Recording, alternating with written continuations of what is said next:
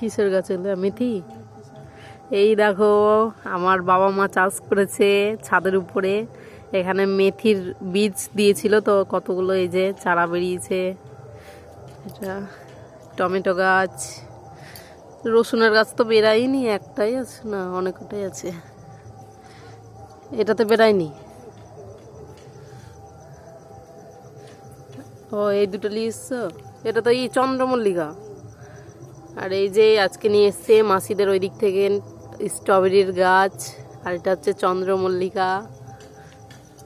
এখানে ধইনে ছিটিয়েছিল কিন্তু হয়নি। এটা কি? এটা হচ্ছে বরবটির গাছ। ফুলটা ফুটে আছে।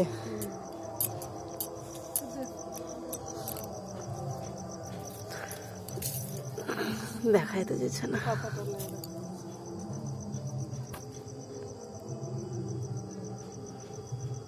আমি ভাবলাম নীল ফুলটাও হয়তো ফুটবে।